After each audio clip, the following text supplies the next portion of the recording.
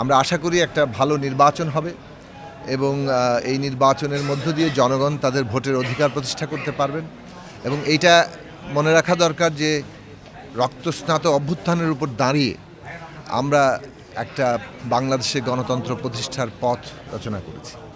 এই লড়াইটা অনেক আত্মত্যাগের বিনিময়ে করতে হয়েছে, হাজারো শহীদের রক্ত, তার আগে দীর্ঘ লড়াইয়ে গুম খুন মামলা হামলার মধ্য দিয়ে এই দেশে কিভাবে বিএনপি সহ বিরোধী রাজনৈতিক দলগুলোর উপরে অত্যাচার হয়েছে আমরা তা দেখেছি কিভাবে বিএনপি চেয়ারপারসন বেগম খালেদা জিয়া তার উপরে অত্যাচার হয়েছে এবং এই সব কিছুর মধ্য দিয়েই যে দৃঢ়তা নিয়ে নেতৃত্ব যারা ছিলেন বেগম খালেদা জিয়া সহ জনাব তারেক রহমান সহ আমাদের দল আমাদের মঞ্চ আমরা সবাই মিলে নেতাকর্মীরা এত প্রতিকূলতা মোকাবেলা করে এই লড়াই করেছেন। সবশেষে ছাত্ররা তারা সারা দেশবাসীকে ঐক্যবদ্ধ করে যে রক্ত দিয়ে অভ্যুত্থান তৈরি করেছে তার মূল লক্ষ্য কিন্তু হচ্ছে এই দেশে গণতন্ত্র প্রতিষ্ঠা করা, মানুষের ভোটের অধিকার প্রতিষ্ঠা করা, নাগরিক মর্যাদা প্রতিষ্ঠা করা, সুযোগের সমতা তৈরি করা, ন্যায় বিচার প্রতিষ্ঠা করা।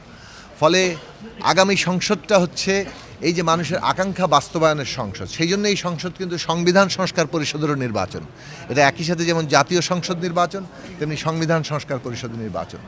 যে জুলাই জাতীয় সনদ তৈরি হয়েছে তার ভিত্তিতে আগামী সংসদে আমাদের সংবিধান সংস্কার হবে, তার ভিত্তিতে বাংলাদেশ পরিচালিত হবে।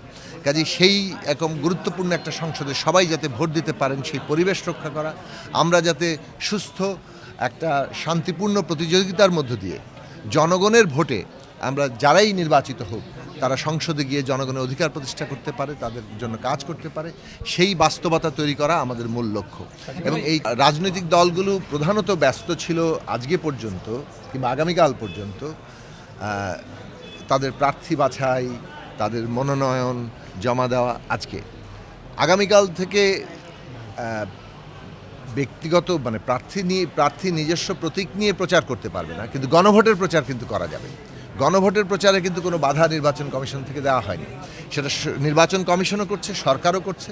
এবং গণভোটের প্রচার আগামী কাল থেকেই আমরা মনে করি যে আমাদের প্রত্যেকটি দল, বিশেষত যারা এই ফ্যাসিবাদ বিরোধী লড়াই করেছি, যারা আমরা সংস্কার প্রক্রিয়ায় অংশ নিয়েছি, প্রত্যেকেরই কর্তব্য হচ্ছে এই গণভোটের ব্যাপারে মানুষকে উৎসাহিত করা এবং হ্যাঁ ভোট দিয়ে এই যে সংস্কার রক্তস্নাত অভ্যুত্থানের ফল হিসাবে, তার আকাঙ্ক্ষা হিসাবে যে সংস্কারের লক্ষ্য আমাদের সামনে আছে সেই সংস্কারকে বাস্তবায়নের পথকে এগিয়ে দেওয়া। আমরা তো শুরুতেই বলেছি যে এটা কোনো সাংঘর্ষিক হওয়ার কোনো সুযোগ নেই। প্রত্যেক বুথে দুটো বুথ থাকবে, একটা গণভোটের জন্য আর একটা জাতীয় সংসদ এবং সংবিধান সংস্কার পরিষদের নির্বাচনের জন্য, এবং দুটো বুথে একজন ভোটার দুই বুথে দুটো ভোট দিয়ে তারা বেরিয়ে যাবেন।